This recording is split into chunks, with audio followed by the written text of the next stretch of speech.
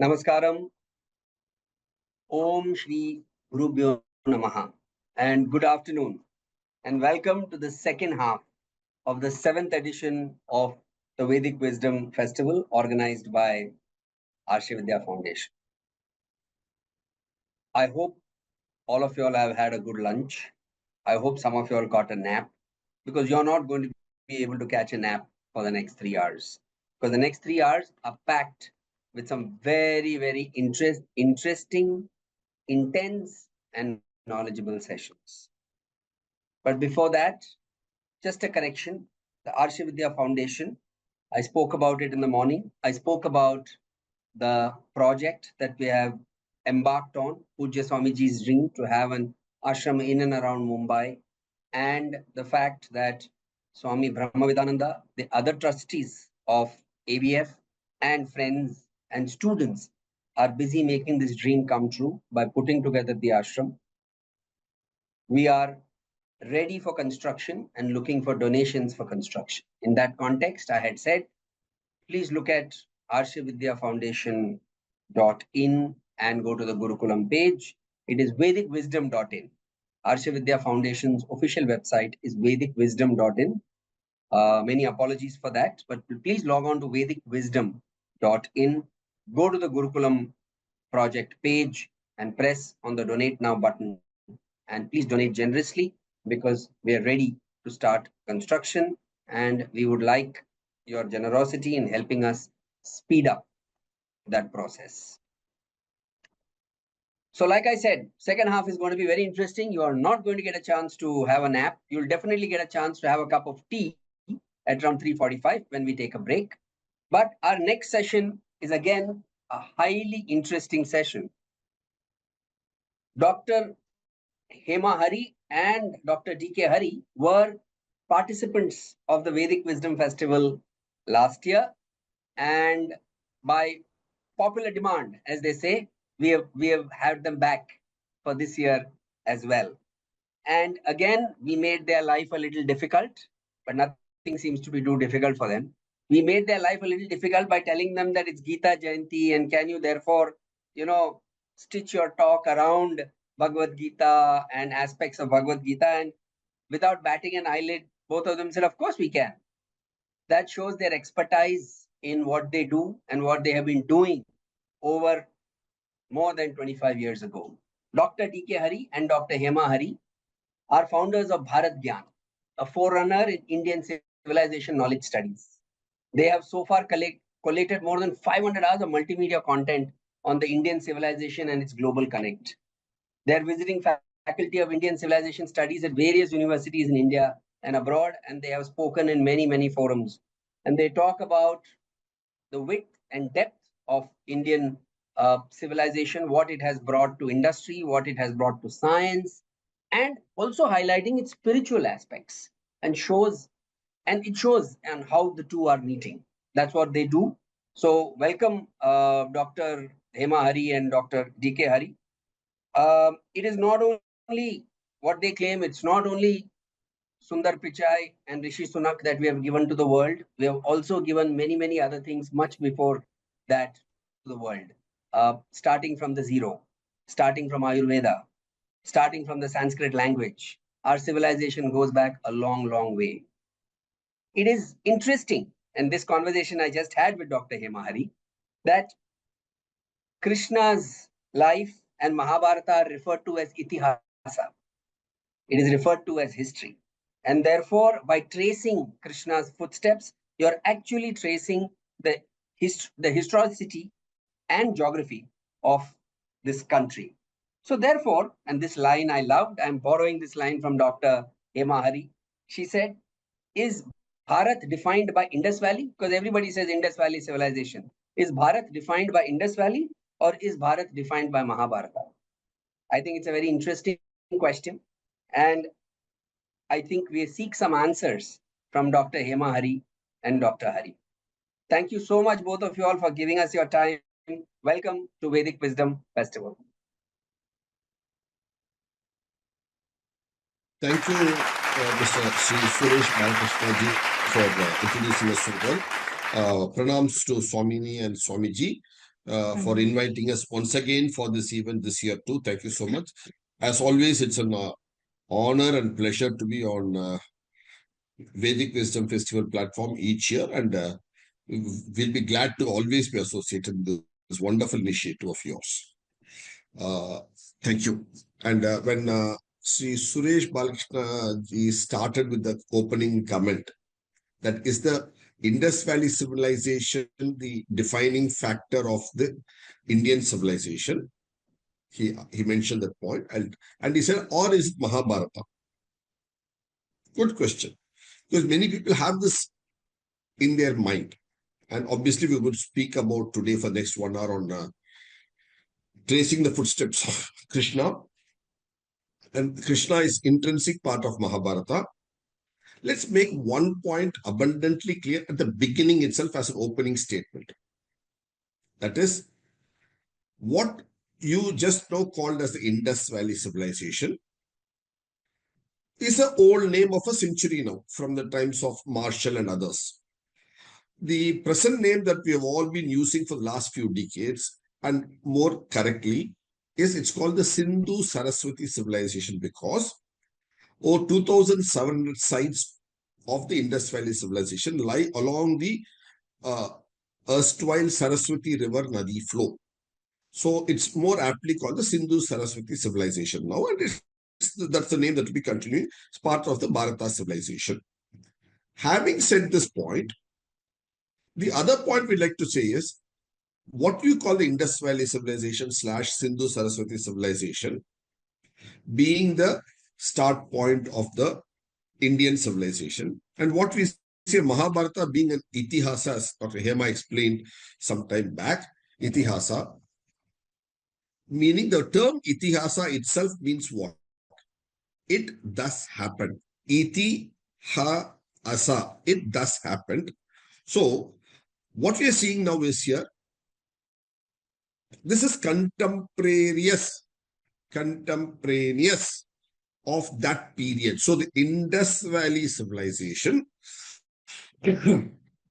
Sindhu Saraswati civilization, and the events of Mahabharata are geographically same, are timeline-wise same. So they're not two different products. So the benchmark of the Indian civilization and the benchmark of the Bharata civilization are one and the same in geography, in timeline, and all other aspects. That is the beauty of. So they are not two, they are one. So I'm glad, Suresh, you made that point, so we could bring this out right in the front for all of us to take it forward from. They are one and the same in timeline and geography. So obviously they are sitting on each other and they intertwined. Now, Dr. Hema will take over. She'll be sharing some slides with you and should be explaining this.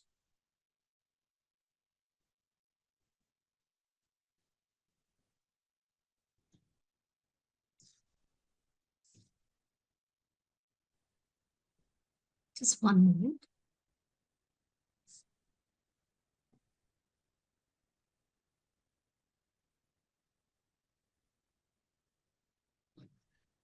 So the topic actually for this session is tracing Sri Krishna's footsteps and the Mahabharata landscape, because we all know that they go together.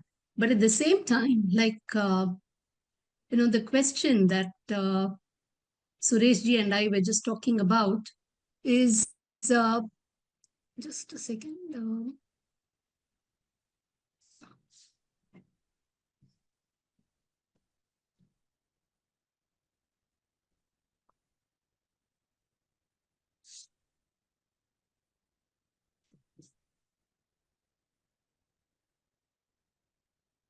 Is India itself, we know it as India, that is Bharat. And is this India that is Bharat, is it defined by the Indus Valley or is it defined by the Mahabharata? So which of these two? Are you able to see the slide? Mr. Suresh, can you confirm? Yes, we are able to see the slides. Okay. So which of these two should we attribute to India, and are they different? And So like Hariji said in the beginning itself, we would like to say that these two go together. They are contemporaneous. They are not different sites, not time periods. And therefore, we should not be looking at them separately. And they are intrinsic part of both India, that is Bharat. So the way India and Bharat cannot be separated now, they are also the same. And for that, actually tracing Sri Krishna's footsteps are very helpful. And so in this brief 1 hour, what we will try to do is explore why do we call Mahabharata and Itihasa? And with this, how can we estimate the time frame? So the moment you say Itihasa, it is obviously talking, it has a historical component. It is not history alone. It has a historical component. It also has a geographical component. It also has the aspect of events happening, because the way the word itihasa itself means it thus happened. So it thus happened means something has happened. So what happened, when, where, with whom all. So all of that come into this itihasa. And with that, we are then going to be able to estimate the timeline of when these events have happened, where did they happen, and therefore look at that vis-a-vis the Sindhu Saraswati Indus Valley civilization. And we will see that there is a lot of truth in all of this, because you will see a convergence of facts happening itself in all of this. So taking the point about Itihasa, why do we call Mahabharata and Itihasa? So fundamentally, if you go to this,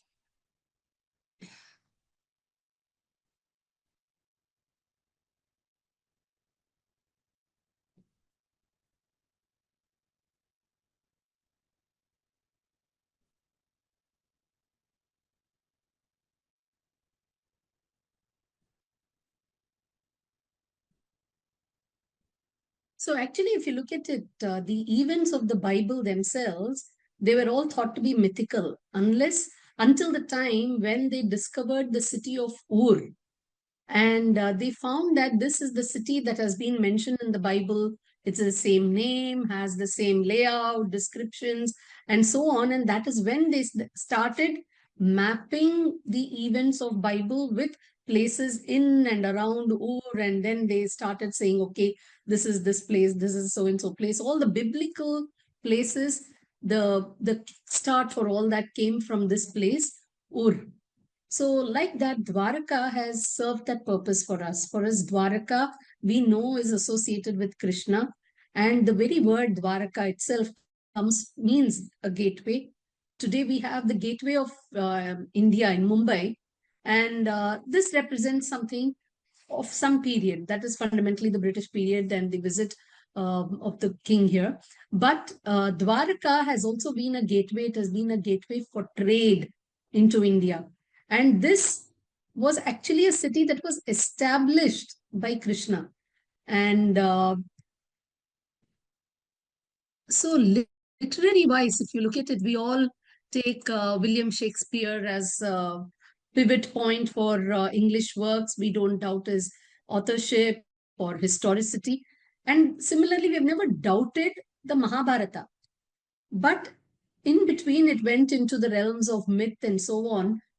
And but if you look at Mahabharata per se itself, it calls itself an itihasa. And the Indian knowledge system, the civilization, has been referring to both Mahabharata as well as Ramayana. Only these two epics we call them as itihasa. Now, as far as the story of Krishna goes, we have so many different works from which we can derive information about Krishna. We have the Harivamsha, Vishnu Purana, Bhagavata Purana. But Mahabharata, being an itihasa, therefore talks more about it from a timeline and a factual perspective that can be tied down to both places on earth, on India especially, as well as the time frame of events in India. So it qualifies to be a historical record from which we can cull out information about uh, Sri Krishna and the Mahabharata events. And the aspect of Itihasa is because why do we call just Ramayana, Valmiki Ramayana? So many Ramayanas are there. So many variations of Mahabharata are there. But then we'd say the one by Vedavyasa is the Itihasa. Why is that? It's because these were authored by the authors who were living during the times of Mahabharata. They saw the events unfold. And how so?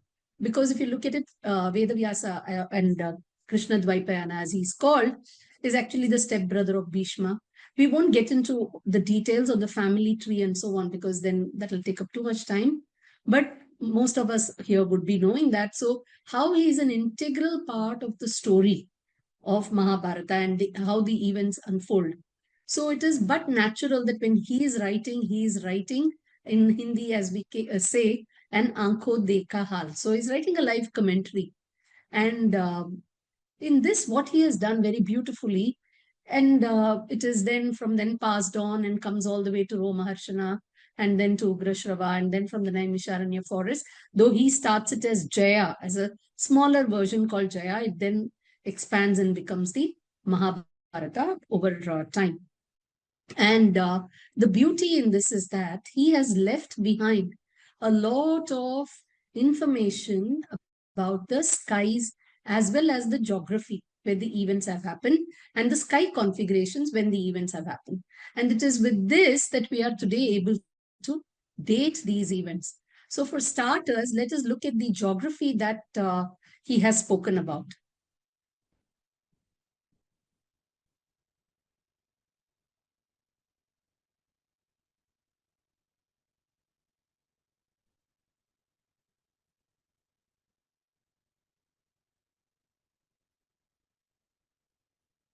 So we all know some of these prominent places, right, of from Krishna's times. We know places like Dwaraka, Somnath, Indraprastha, Mathura, Vrindavan. These are the names that keep popping up in when we talk about Mahabharata. Now, this Braj Bhumi, or the region of Mathura, Vrindavan, if you look at it, is described so beautifully in Mahabharata and the allied text. So, whatever Mahabharata says, certain things it may not say explicitly, but then you find those information detailed out in the other Puranic texts or Harivamsha texts.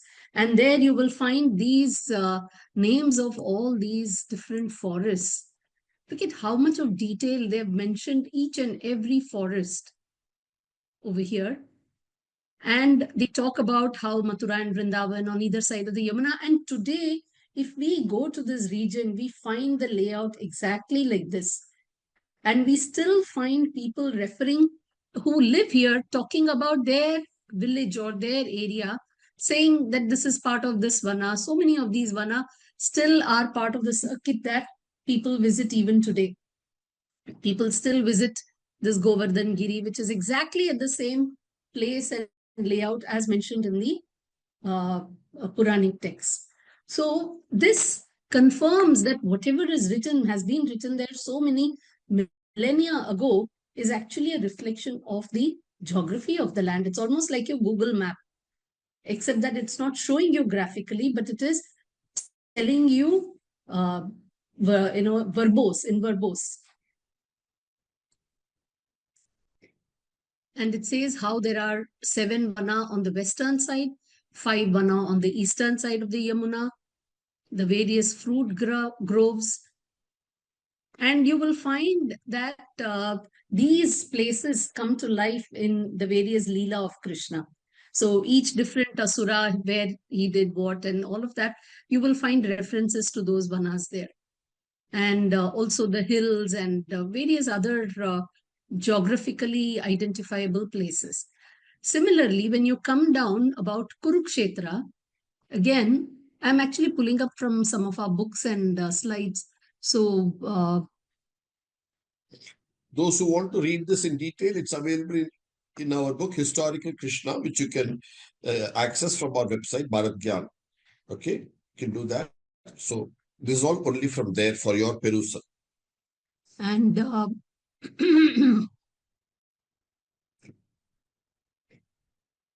so you have Kurukshetra as well in mentioned very distinctly.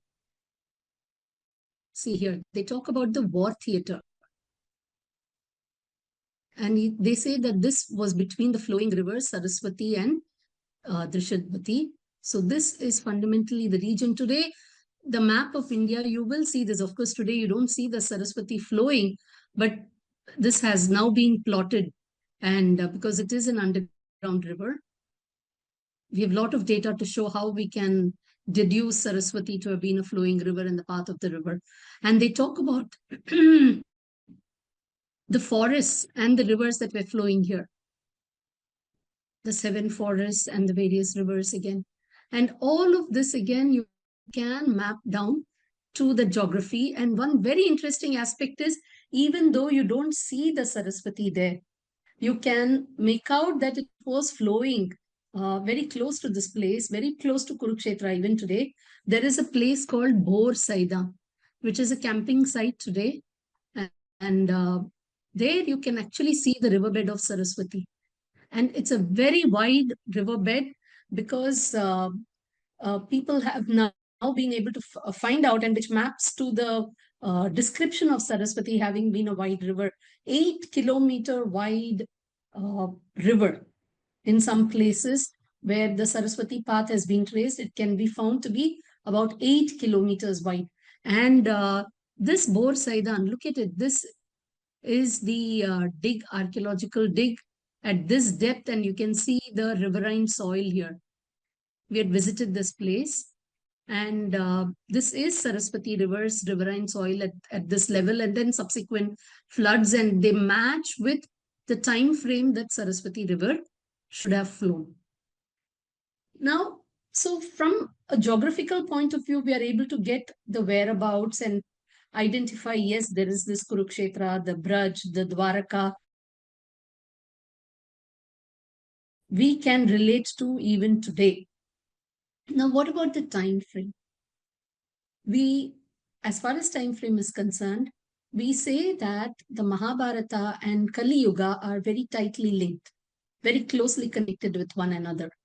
So if you pick Kali Yuga, you can peg Mahabharata as well. So how do you peg Kali Yuga? So what are the various aids that let us go back and identify the time frame for Kali Yuga? Let's try and get to that angle now.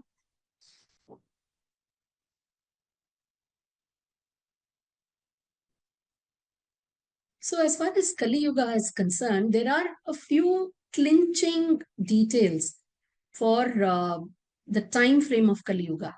One is, of course, our Panchanga. All of us today, if we go back, we may be parts of various mutts, and each mutt has got a Panchanga. And if you look at it, there has been a count that was done around 1960s, that there are 7,200 distinct calendars in India, Panchangas. So when you say calendars, traditional calendars, the Panchangas of India from different mutts, 7,200. Can you believe it? And the beauty is that all of these actually identify the same date for Kali Yuga. Because all these Panchangas actually today will talk about today as being so manyth day from the start of Kali Yuga. After so many years from the Kali Yuga, this is the year. So Kali Yuga is the benchmark. And according to all of them, Kali Yuga was on 17th, 18th February 3102 BCE. So that is what the Panchangas, all the Panchangas say. And then there are a couple of very clinching inscriptions that help you derive the date for this Kali Yuga.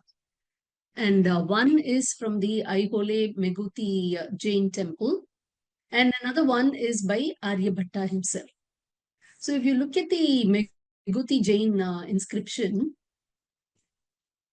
let's try to pick that up.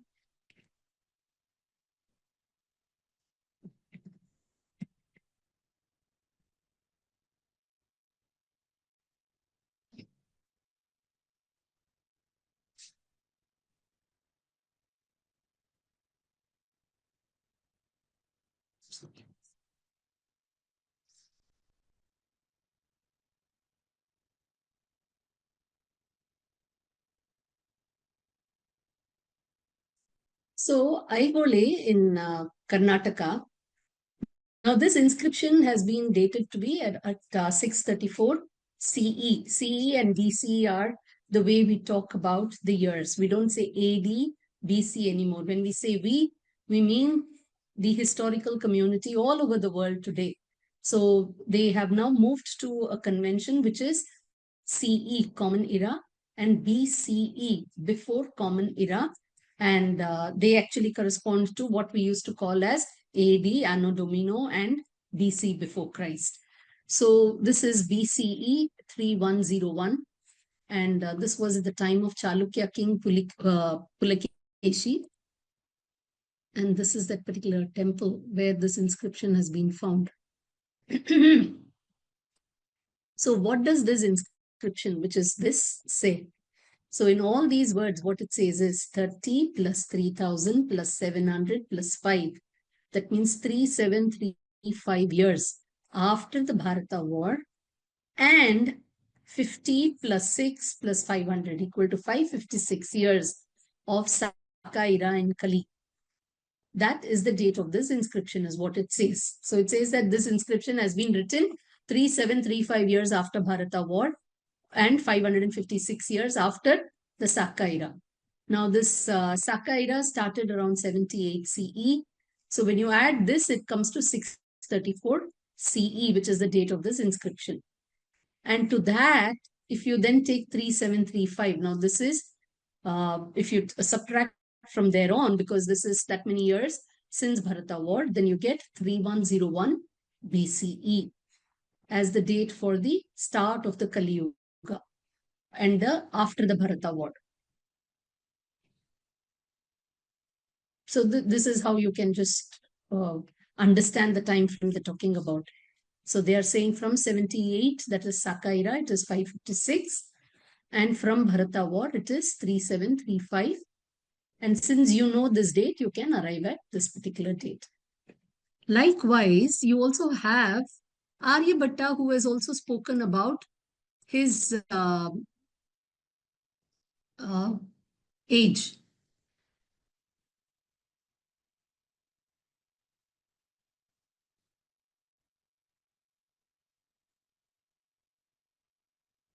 So he also talks about Kali Yuga in correlation with his own birth. So in his work, so this is the particular verse where he says Bharatat Purvam, and he says out of 4 parts, 3 parts of the Yuga have elapsed, 28th Yuga has come, Thursday has gone, and so on. And he talks about his own birth. He says that 60 times 60 years and 3/4 Yuga had elapsed. 23 years had then passed since my birth. So he's saying when he was 23 years old, that is, he is currently 23 years old, and this is 60 times 60 years and 3/4 of an Yuga. So from this again, you can calculate, and Aryabhatta, his dates are known as 475 CE. And from there, if you work backwards again, you get 3102. So from many perspectives, you find that you're able to converge on a date for the Kali Yuga. And from there on, if you look at it, you can use the various astronomical data which is there in the Mahabharata text. And from that, you can arrive at a timeline for the events of Mahabharata. Now, for paucity of time and for the amount of details it will take, we won't get into looking at each of those sky configurations, but just we'll understand how this is possible at a high level. So in the Mahabharata text, what they have done is, see, today's clock, if you look at it, your clock would be showing you this, right? 3:15. And we have 3 hands, the hour hand, minute hand, and second hand. And with this, we are able to say the time, but the limitation is it is just 12 hours. And beyond 12 hours, you have to look outside and figure out, oh, is it daylight or night, and then decide what time it's showing. But look at this clock, the ancient Indian timekeeping clock. You had the sky as a clock, with its 27 nakshatra as the unit. So instead of 1 to 12, you had 1 to 27, and that was grouped into 1 to 12 again.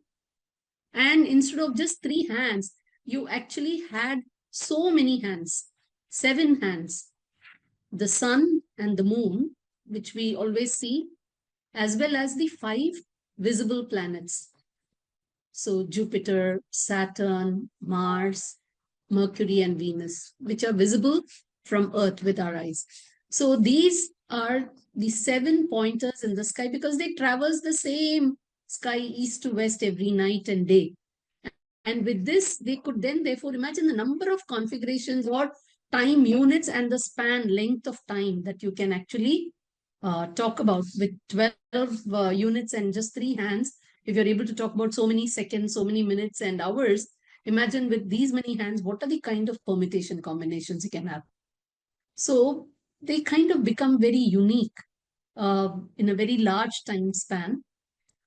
And you find such kind of mentions saying that the sun was here, the moon was in this particular zodiac. Sometimes if you say just the moon or full moon and so on, or the name of the month, you can automatically derive where the sun would have been and certain stars would have been in that month. And that kind of observations have been found peppered in the Mahabharata for various certain events which we may not think are very important. But in those events, you will find these kind of astronomical information. And these include some of the very prominent ones where these kind of events have been mentioned. And in Kurukshetra war, they actually talk about eclipses, 3 eclipses that happen back to back. And so we spoke about Gita Jayanti, right? So this is the day that actually Gita Jayanti, Gita was revealed to us at the start of the war. So if you know the Kurukshetra war date, then we are actually looking at the start of Gita too. So there are verses which say what happened. The Saturn was in particular nakshatram and various, what was the position on the moon, of the moon on the eve of the war. And if you put everything into consideration, not just one date, you have to look at all of them and look at all of them vis-a-vis the Kali Yuga, which is the pegging marker. So you can't be away from your pivot, then you're just flying away loose like a loose bullet in the sky. You have to be pegged down by the Kali Yuga, and around that, put all the other conditions together and see which is the date that statistically, meaning event A to event B, if in Mahabharata it says it's 10 days or 42 days, then these dates that you arrive at also, they should have the same elapsed time. So like that, you get the start of the war as 22nd November 3067 BCE, which would be the Gita Jayanti date. And so overall, if you look at the unfolding of events, you will find that these events for which you find data, astronomical data, they can all be plotted in a consistent manner. Otherwise, you may get dates, but then they won't fit in a consistent manner. This sequence fits in very consistently. It qualifies and meets all the criteria as said by the verse, by descriptions of the events as well in the text. So this sequence can be taken to be the time frame for the Mahabharata war. So on one side now, we are seeing that this text, Mahabharata, there is a lot of geography in it. It is mapping to all the places, and the events there are mapping to a very consistent timeline and a timeline tradition with which we have been living for so many millennia as well, and which is not too far away in the past, that human memory cannot retain or fathom it. If it is too far off in the past, then the astronomical configurations, stars also tend to change, and human memory carrying it so far will be very difficult, because we carry each of these as traditions, because it's not just the war we are celebrating. I mean, we are remembering, we are continuing to celebrate the Gita Jayanti as well. And we are continuing to sit and learn the Gita, try to live by what the Gita is saying, try to venerate. And then we also identify the Kurukshetra as this is the place where there is Gita was revealed. We know we go to a particular tree and say that this is the tree, this is the region.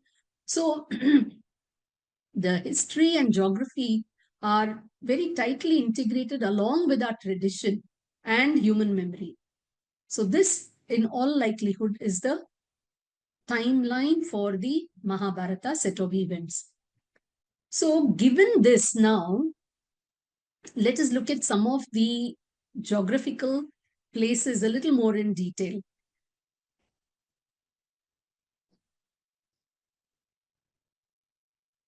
You want to say something? So let us look at Dwarka. How do we know that this Dwarka is the place where all this have happened? Kurukshetra and all that we are able to identify. But how about the Dwarka? There is some very, very nice, beautiful thing that has been discovered there.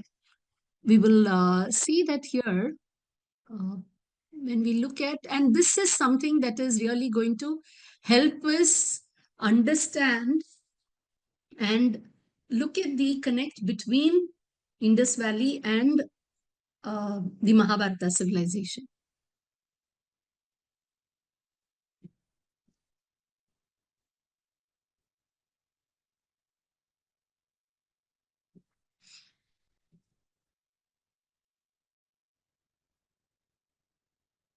So we all know the story of Krishna and Jarasandha, right? And that's the reason actually why he moves to Dwaraka. So after Krishna vanquishing Kamsa, Jarasandha, who was Kamsa's father-in-law, he starts waging a war on Mathura because he's very angry with Krishna for having destroyed Kamsa. And he keeps on attacking Mathura, and so many times he attacks and he is sent away. But then Krishna realizes that it's not good for Mathura if he continues to stay there for long. It's causing a lot of stress on the city. So he, with a few people, he moves away from Mathura and they go in the direction of Dwarka. We can try to then look into why they go to Dwarka and not some other place as well.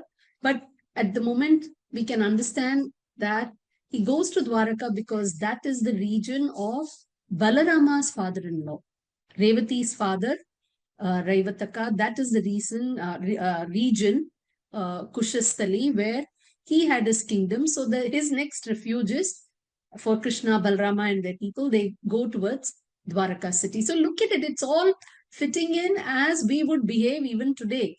So like a human strategist, I mean, how we would also behave, he behaves in a similar manner, takes his people, and for this he's called Ranchod. That means one who leaves a battle, Ranchod.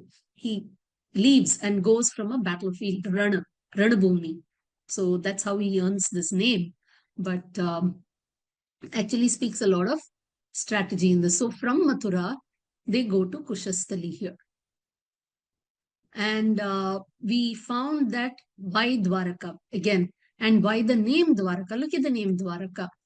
It is, and here is where the strategy as Krishna as a strategist also comes out. Dwaraka is at the west coast. And you will find that across millennia, there is evidence for a lot of trade between the coast of India and all the other countries like the Arab world and the Gulf of Persia and all that on the west. And for all those countries, this Dwaraka is a beautiful gateway. So it is very ideal that somebody would want to locate themselves there. And Dwaraka was built like a proper trade city.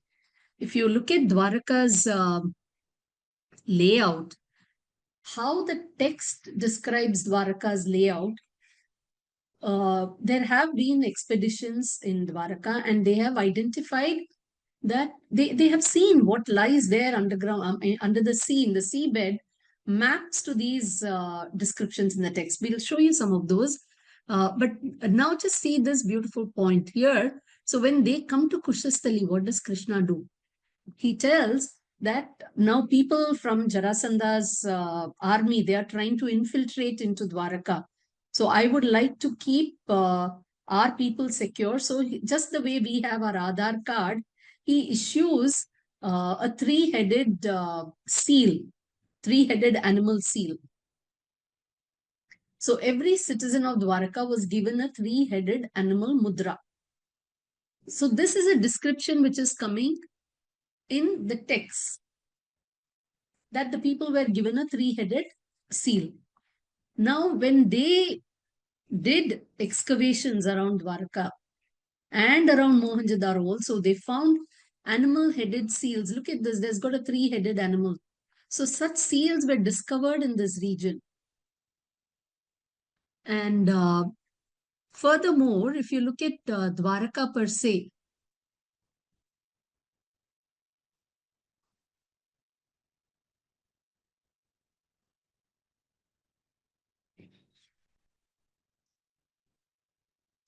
there have been various rounds of excavations, and they have found foundations for of boulders which show the city wall.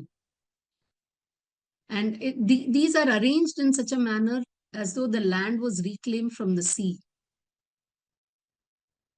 Just the way today in Netherlands, they are reclaiming land from the sea and prevent the sea from entering. These walls too are built in a similar fashion. And we all know how the allegorical story is there about Krishna requesting Samudra Deva to provide land. So they go there and then Krishna requests him and Samudra Deva yields land. So that's how they describe this particular event. He yields and gives 12 yojana of land, and that is where they build Dwaraka. And Krishna gets Vishwakarma to come and build the city for him. So this is how it is described. But in reality, you are able to map it to how people do even today. And this is confirmed by what lies under the sea. So the general layout of the city in ancient texts, it's a land which has been reclaimed from the city, from the sea. The city was planned and built there on the banks of the river Gomti. Today also you find the Gomti. Today's Dwaraka is also on the mouth of the river Gomti. It was well organized into 6 sectors: residential, commercial, public area. There were wide roads and there was a good harbor for trade to happen. So this is how Dwaraka has been described in the ancient texts. And the archaeological finding is absolutely similar. They found 6 different sectors of regions, and they found that they were all interconnected. There were 2 major roads that they found. They found that they were 18 meters wide. And there were 3 groups of buildings and enclosures and so on. So the city was a plan. I mean, it didn't find random strewn structures, but structures which were very well planned and which dovetailed with what is there in the text. See, today also, if you go to temples and all, you find such huge wide roads, 18, so that the chariot Rath can move along that way. So similar such layouts were found, and then there was a lot of harbor evidences, and these could be traced back to the period 2800, 3000 BC, and so on. So they kind of match with the period that the Mahabharata war happened. So once I look at it, what is happening? You're having a story, a text which is telling a story, and from the data in the story, you're able to say that this story took place around 3000 BCE. The other side, you just have something which we today call modern developments, modern archaeology and excavations and finding all such marine archaeology and evidences, modern history and so on. And in this, we are finding that there are evidences for the same places and going back to similar time frames. And you are also finding small clinching evidences like this 3-headed seal and so on, which seem to connect both of these. They seem to connect what is there coming from the text vis-a-vis what today we call as modern ways of investigation. So both of these are seeming to come close together. So what happens is, look at this very interesting aspect that is therefore coming up. This is called a paradox.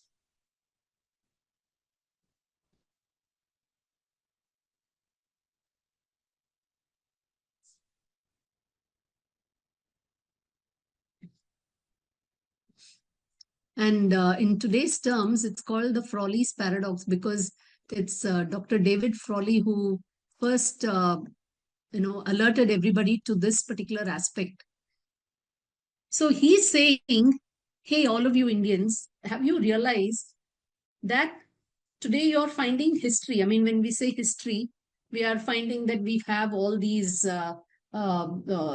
evidences of port of Dwaraka and all these different places and trade and archaeological excavations and so on, which are talking about a history and a history pointing to about 5,000 years ago.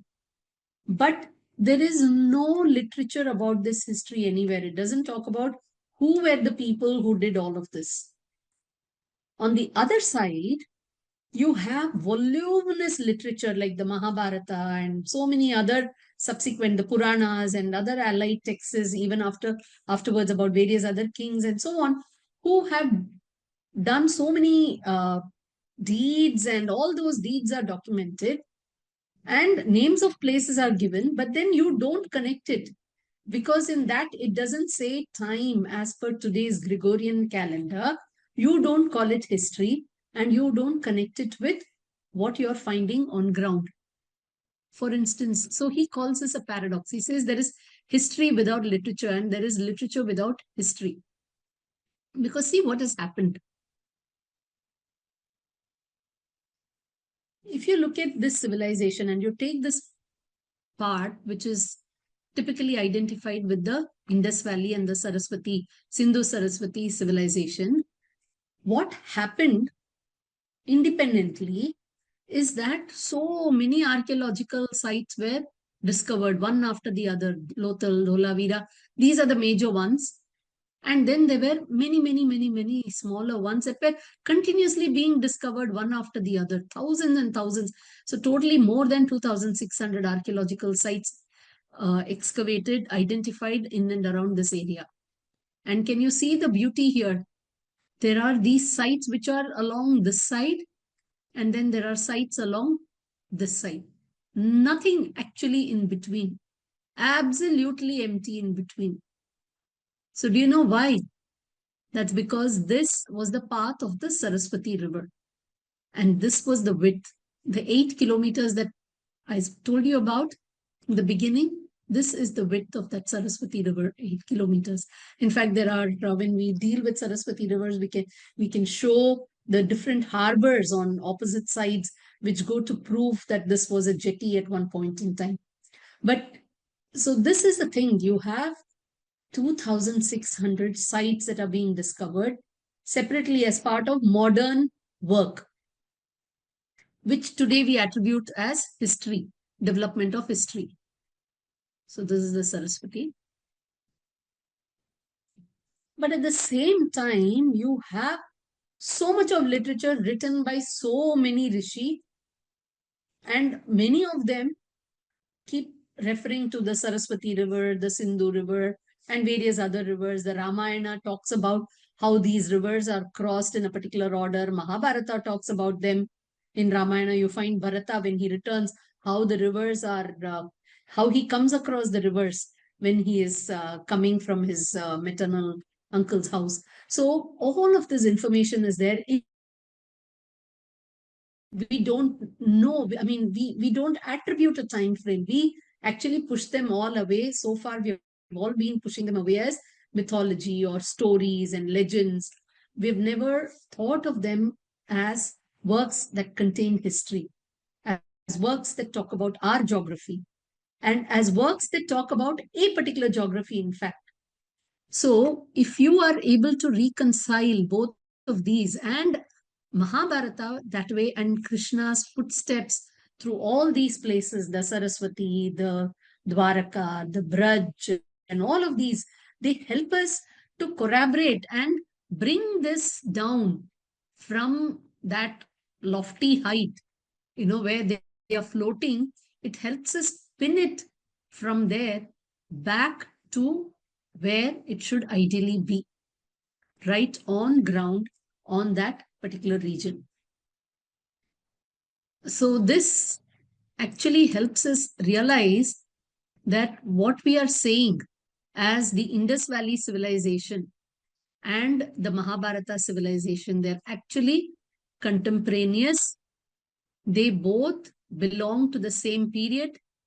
This actually comes down and gets anchored in this region. So we have a history, we have a geography, and we have a literature that connects both of these. And not only do we have a literature, we also have a persona in the form of Krishna and his people who connect all of these for us. And the beauty lies, in the fact that when you have literary sources, you have your geography, you have your archaeology in present times, and all the astronomical information also, they're all pointing and converging. The literature seems to talk about the same geography, and the same geography is revealing the archaeological evidences, and the evidences that have been dug out seem to map to the same time frame that this astronomical information is saying. All of this becomes possible and they converge only if this is the truth. What is at the center, the core, which is the people who lived during those times, especially people like Sri Krishna and the people of the Mahabharata period, since all of those events which have been narrated in Mahabharata are indeed an itihasa and they are true, otherwise these will not converge. They're all converging because this is the actual truth. And that is where the beauty lies. And in our texts, in all our various literature of the civilization, you will find that as time progresses, and you will find an Indus Valley, you will find some other valley, so many archaeological excavations and so on, but they will only keep going back and reaffirming what our literature has been telling us, which the civilization has been very carefully preserving for all these years and has been bringing it along for all these years. So this tells a lot. I mean, this is one of the reasons why tracing the footsteps of Krishna, the Mahabharata period, actually becomes very valuable to us and tells us a whole lot about the antiquity of the civilization and the veracity of our civilization. And if you look at it across this text, you will find Krishna coming out in, see, we have this concept in Indian thought, right, about the three dimensions of existence. I mean, we talk about the Adi Daivika, Adi Bhautika, Adhyatmika. So you will find Krishna straddling all of these. He was a historical person who lived amongst us as a proper human form, going through all the various actions and emotions that we do, even as normal human beings. You find him having walked through the entire geography and expanse of this land, and by his history and footsteps, we are able to pin that geography as well, understand that geography, celebrate that geography. And at the same time, you also find him having straddled that realm of Adi Devika. And when he talks about the Gita and he talks about him as being the Paramatma and he talks about the consciousness and everything. So that aspect also you're able to relate to when it comes to the literature of this land. So our literature does not just tie history, geography, time frame. It also runs a needle through all these three dimensions of existence as well, because it's true in every level. And that is the beauty that we need to learn to understand and appreciate. We need to realize that there is this beauty in our works, and we need to be able to expand our vision when we try to take in all this kind of information. So I think we have reached, I guess I've given you just 5 minutes for questions and anything. Thank you. Thank you so much, Dr. Hema and Dr. Hari. I wish I had history geography teachers like you when I was in school, because you just brought it alive so wonderfully, and so interestingly. Completely, it was a post lunch session, so we had really given you the graveyard shift. But the way you handled it was really fabulous. Kept us all transfixed. Some of the things that you said were absolutely fabulous. The facts that you threw at us, nobody has any doubt about existence of Krishna or Mahabharata. The way you painted the picture, the geographical locations, the timeline. We know when Kali Yuga started. We know that Krishna was not really Ranchor. It was a strategic move from Mathura to Dwarka. We now know so many things that you have brought alive so beautifully, and the Mahabharata happened at Kurukshetra in a certain way and stuff like that. And the most important thing is the father of the Aadhaar card was not Nandan Nilekani, but it was Krishna back in Dwarka. So, I mean, Yes. I think some fabulous facts that you brought up was extremely interesting, transfixed. I can tell you, I didn't move from this chair. Been listening to every word you said, and very interesting for anybody who's even slightly connected with the Gita, with Krishna, Mahabharata, and wants to know more. This was very revealing. Thank you so much. I will now ask Swamini to say a few words. Shraddha is a very important qualification for anyone who is a spiritual seeker. And that Shraddha can easily get enhanced with the kind of Prayag Raj that you established today, with the convergence of archaeology, history, geography, and so much more. So it was so beautifully woven, all of it. And talks like these are so helpful for us to recognize that we are indeed a part of this sacred geography and we are a part of this sacred history as well. And we are also walking on the same paths as Sri Krishna and Sri Rama and all our sages and devatas did. So, such a life of dedication and commitment. Thank you very much for uh, honoring our invitation and all the very best for all your pursuits. Oh. Thank you. Thank you so much. And you chose a beautiful word, Prayag Raj, for this convergence. It's a confluence indeed. Thank you. Namaste. Thank you. Thank you. Thank you, Thank you Swamiji. very much. Thank you. There was We'll one be question, Suresh. I wonder yes, whether yes, we, yes, we, yes. we have One two minute. There minutes. was one question quickly. Thank you for pointing that out, Swamini ji. There is one question which says, is this research based on artifacts or hermeneutics? I don't claim to know what is hermeneutics, but I'm reading out the question. Is this research based on artifacts or hermeneutics? Is the question. Wow. Yeah. You want to speak? It's actually multidisciplinary.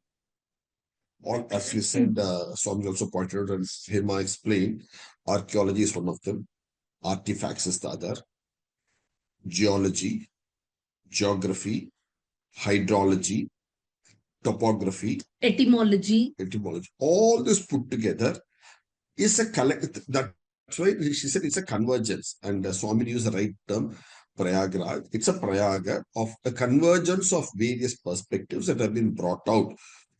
So it is not one. See, it is not a unidimensional approach as is practiced in some other parts of the world. The Bharata system is always about convergence, bringing things together. So this research that's brought out is also like that multilateral, multi-perspective, which is what it should be. And all our research in Bharata is generally like that.